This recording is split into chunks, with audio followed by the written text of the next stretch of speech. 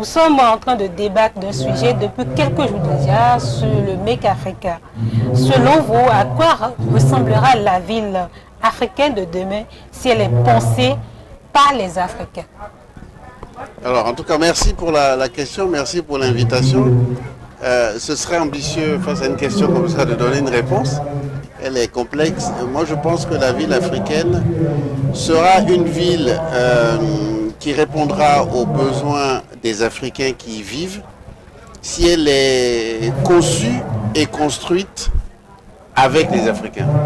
Pour moi, ça c'est une condition. Beaucoup trop longtemps, les villes, surtout les grandes capitales africaines, sont des villes pensées ailleurs et construites chez nous. Je pense en termes d'architecture, je pense en termes de matériaux utilisés, je pense en termes de conditions de vie qu'elles imposent de par leur structuration. Donc je pense qu'aujourd'hui, elles sont inadaptées à ce qu'est l'Afrique d'aujourd'hui, à ce que sera l'Afrique de demain, qui est un continent qui est en train de partir vers les 2 milliards d'habitants.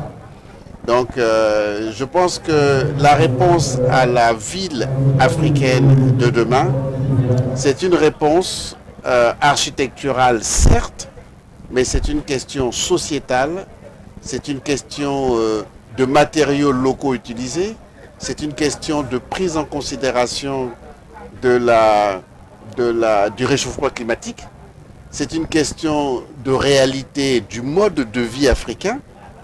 Dans les familles africaines, le nombre d'individus vivant sous un toit n'est pas le même qu'en Occident, etc., etc.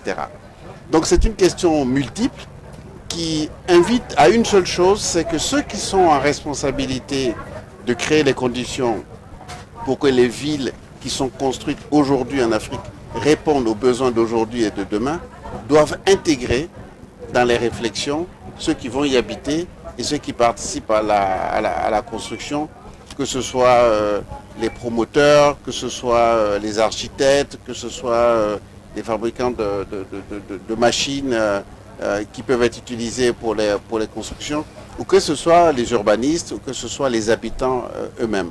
Donc voilà une invitation à ouvrir le débat au plus grand nombre pour co-construire les villes africaines d'aujourd'hui et de demain. En même temps, je me pose la question de savoir, c'est vrai, les villes africaines, mais il y a la modernité qui s'impose également. Tout le monde veut la modernité, veut les dernières innovations. Comment faire alors pour ne pas rester en déphasage de ces deux aspects-là? Moi, je pense que c'est une erreur d'opposer la modernité à la tradition. D'accord. Je pense que les villes africaines réfléchies avec les Africains ne va pas mettre la modernité de côté.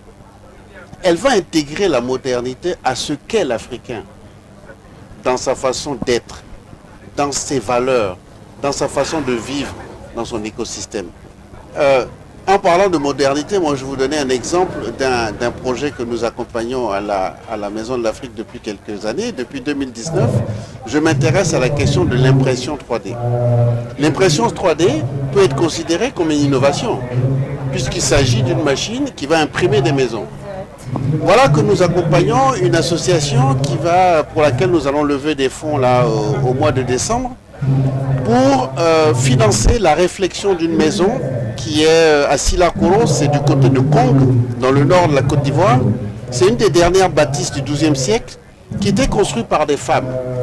À cette époque-là, dans cette partie de l'Afrique, existait ce qu'on appelle le chemin des bâtisseuses. Les chemins des bâtisseuses n'est ni plus ni moins la technique ancestrale utilisée en Afrique pour faire des pains de terre crue pour bâtir les maisons. Donc, l'innovation du XIIe siècle nous rattrape en 2025, puisque l'impression 3D n'est qu'une machine qui imprime ce que faisaient les bâtisseuses du royaume du Ghana au XIIe siècle. Qu'est-ce l'innovation alors? On se pose la question. Merci pour vos éclaircissements. Je vais me tourner vers Monsieur Mori, vous qui êtes promoteur immobilier. Dites-nous, selon vous, je vais vous retourner la même question, à quoi ressemblera les villes africaines, les nouvelles constructions de demain si elles sont pensées pour les Africains que nous sommes? En fait, la ville africaine de demain doit prendre en compte toutes les contraintes auxquelles nous faisons face aujourd'hui et anticiper ces contraintes-là pour demain. Parce que les contraintes vont aller en s'amplifiant. Dans 20 ans, dans 50 ans, les contraintes qu'on aura aujourd'hui seront multipliées peut-être par 100, peut-être par 200. Et donc la ville de demain doit anticiper sur l'ensemble de ces choses. Et pour prendre ces choses en compte, c'est d'abord d'une part la question du réchauffement climatique. Au jour d'aujourd'hui, il est difficile dans nos villes de penser des maisons sans climatisation. Alors qu'on devrait en arriver là. Comment faire, avec quels matériaux il faut construire pour réduire le besoin en climatisation quand on sait que l'utilisation de la climatisation amplifie les effets du réchauffement climatique. Et c'est ce que G-Site a fait en faisant la promotion des maisons construites à base de la terre. Et c'est de ça que M. Youssouf a parlé tout à l'heure. Dans l'Antiquité, il n'y a pas si longtemps que ça, même à Ouida, on a fait des maisons, des bâtiments, rien qu'avec de la terre pétrie avec les pieds. Et ces maisons-là existent jusqu'à aujourd'hui. Et dans ces maisons, on n'avait pas besoin de ventilateurs, on n'avait pas besoin de climatiseurs. Ces maisons existent à Ouida jusqu'à aujourd'hui. Nous sommes détournés de ce mode de construction sous prétexte de la modernité. Non, la modernité ne doit pas nous enlever le confort ou la protection de la nature. C'est vrai, grâce à la modernité, il y a des machines qui sont mises en œuvre pour produire les mêmes choses, mais peut-être plus vite. Et la terre n'est plus prêtée avec les pieds, mais mélangée avec des balanceurs. Et les briques sont pondues avec des machines. Et ça, nous avons mis en œuvre. Cette ville-là, nous l'avons déjà ici à Ouedo. Je vous invite à visiter la cité G-Site Bethel. Elle existe où il y a environ 600 villages, rien qu'en terre. Ça, c'est très important. Et c'est une initiative béninoise. Ça ne vient pas de l'étranger. Mais pour faire ça, nous avons dû faire face à des résistances. Il y a beaucoup de clients qui venaient pour dire, moi, je ne veux pas ça. Mais nous, on avait le courage de leur dire, si vous ne voulez pas ça, on ne peut rien faire pour vous. Allez voir un autre promoteur. Nous avons choisi de faire ça. Et nous l'avons imposé. La ville de demain, c'est une ville qui ne peut pas être pensée sans les arbres. J'espère que si vous faites un recul en arrière, quand nous on était petits, on n'achetait pas du fruit dehors. On avait les arbres fruitiers à la maison. On avait des arbres fruitiers à la maison. Mais aujourd'hui, les arbres là nous apportent un confort thermique, mais également apportent des revenus complémentaires et apportent de l'équilibre à notre alimentation. Mais aujourd'hui, on est obligé d'aller acheter les fruits dehors et la plupart des fruits que nous achetons dehors sont remplis de pesticides. Ce qui n'était pas le cas avant. Les fruits poussaient naturellement, sans engrais, chez nous, à la maison. Et ça, nous avons intégré dans notre cité. Dans chaque maison, il y a 3 arbres qui sont plantés avant de livrer. C'est planté quand le chantier commence. Et c'est livré, quand on livre la maison, les arbres sont déjà grands. Voilà. Nous devons tous contribuer à ça. C'est réalisable, c'est déjà réalisé. On peut continuer de perfectionner ça. On peut chercher maintenant à aller plus vite, en allant vers les machines qui vont nous permettre de produire une maison par jour. Ça existe ailleurs. Et il faut qu'on amène ça ici. Voilà. Merci beaucoup. Mais je suis tentée de me demander en même temps, pensez-vous que la durabilité, les cultures locales, surtout nos cultures africaines, peuvent coexister dans cette politique de développement urbain que nous sommes en train d'amener dans le futur? Est-ce que ce serait facile pour la population d'accepter un tel changement? Oui, moi je pense que cet esprit qui veut opposer nos cultures avec le bâti ou les villes dans lesquelles vivent les Africains est erroné, en fait. Parce qu'on voit bien que tout est cyclique. Hein. Aujourd'hui, moi je vis depuis 40 ans en Europe. Aujourd'hui, je vois des besoins dans une population qui vieillit, de questions autour de comment pourrons-nous faire pour que les personnes âgées vivent chez elles jusqu'au bout. Et une des réponses, pour celles qui ont un bâti qui le permettent, c'est de faire entrer des jeunes dans leur domicile. Ou c'est de créer des espaces, puisque là-bas les EHPAD sont à maturité aujourd'hui, mais des EHPAD dans lesquels il y aurait plusieurs générations. Voilà donc des valeurs qu'on retrouve en Afrique. Dans les cours communes vivaient 3, 4 générations, etc. Est-ce que c'est moderne, est-ce que c'est pas moderne? Je pense que la question qui se pose, c'est comment on a envie de vivre ensemble. Comment avons-nous envie de vivre ensemble dans les espaces où nous vivons, qu'ils soient des espaces urbains, avec de l'humanité, parce que nos capitales africaines, mégapoles, déshumanisées, ne sont pas modernes, moi, à mon sens. Elles sont une fabrique de stress et d'individus qui ne s'épanouissent pas. Donc, pour moi, il n'y a pas d'opposition. L'Afrique a de plus cher ses valeurs. Donc, il s'agit de prendre ces valeurs-là et de les intégrer dans nos réflexions architecturales en termes d'urbanisme. Et tout d'un coup, vous allez découvrir que les villes africaines qui vont être construites sur ce schéma-là vont répondre et vont laisser la place aux valeurs africaines. Tout en épousant la modernité. La modernité est technique, ce que dit Maurice Smith, elle est technique.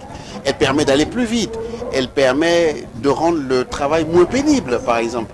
Elles vont venir peut-être changer le protocole de construction pour que ce que faisaient les hommes soit fait par des machines. Mais la modernité n'est pas une opposition aux valeurs. Et pour terminer, j'ai envie de dire, moi je suis époustouflé que pour construire encore des maisons en Afrique, sous 50 degrés, il y ait des jeunes qui sont en train de taper la brique dans les rues, là où les machines pourraient le faire. C'est comme si en Europe, vous avez encore des gens qui travaillaient dans les hauts fourneaux pour extraire du charbon. Donc la modernité n'est pas opposée aux valeurs et à la tradition. Au contraire, la modernité doit permettre, dans les villes que nous allons bâtir, de donner la place véritable aux valeurs africaines qui sont universelles et qui sont celles qui, à mon avis, sont une voie pour sauver l'humanité. Merci beaucoup. Monsieur Mori, je vais vous reposer la même question. Pensez-vous que la durabilité et la culture locale, surtout la culture africaine béninoise spécialement, peuvent coexister dans les politiques de développement urbain en Afrique? En fait, lorsqu'on parle de durabilité, il faut qu'on s'entende sur les expressions. La durabilité fait référence à l'écologie. Hein. Ce n'est pas la durée de vie du bâtiment. Quand on parle de durabilité, on parle de l'environnement. Et donc la durabilité est une condition indispensable à prendre en compte dans la conception des bâtiments, des logements, des maisons. Et donc on doit prendre ça forcément en compte. Si on ne prend pas cela en compte, le temps arrivera où nous ne pourrions plus vivre dans nos maisons. Et donc la durabilité n'est pas en opposition avec la ville de demain. Au contraire, pour plusieurs institutions, la prise en compte de l'environnement est un critère favorable à la mise en place de financement pour les programmes immobiliers. On parle notamment de fonds verts. Vous croyez qu'est-ce qui les préoccupe? C'est que nous puissions protéger la nature en réduisant la quantité de carbone que nous envoyons dans la nature à chaque fois que nous construisons une maison.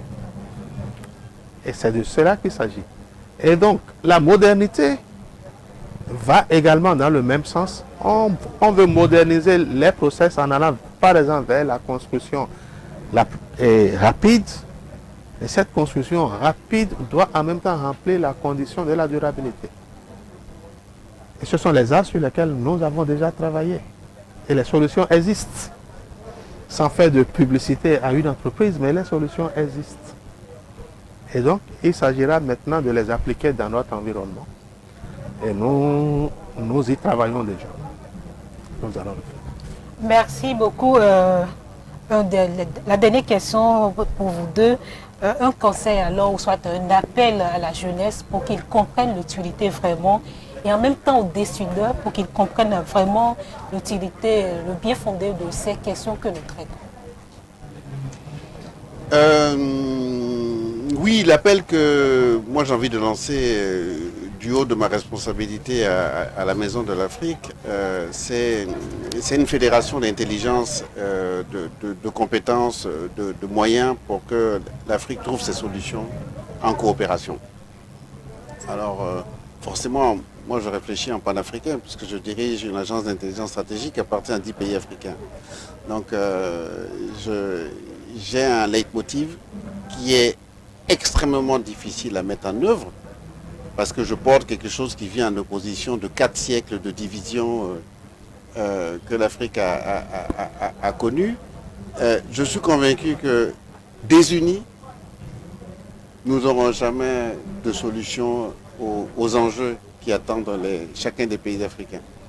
Alors moi, mon appel, c'est de dire qu'il faut que les états d'esprit, les mentalités, les projets, les moyens soient réfléchis en unité africaine pour adresser des solutions à des questions qui se posent de la même manière au Bénin, au Togo, en Côte d'Ivoire, au Ghana, au Libéria, en Guinée, au Mali. Voilà. Donc forcément, voilà, mon appel c'est là où vous êtes, ce que vous faites, posez-vous la question de savoir à qui vous pouvez tendre la main, qui fait peut-être la même chose que vous, ou qui fait quelque chose qui est en amont ou en aval de ce que vous faites, pour que vous le fassiez ensemble, pour créer de la valeur et de l'épanouissement pour tout un écosystème, et non pas être auto-centré sur ce que vous faites vous seul. Merci, monsieur.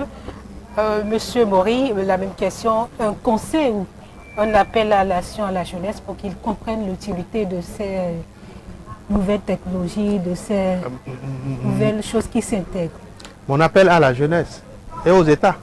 Aux États également. Et aux États. Vous voyez, je vais vous donner une image. En venant ici ce matin, nous avons vu une foule de personnes au sein de l'université. Il y avait une longue queue ici.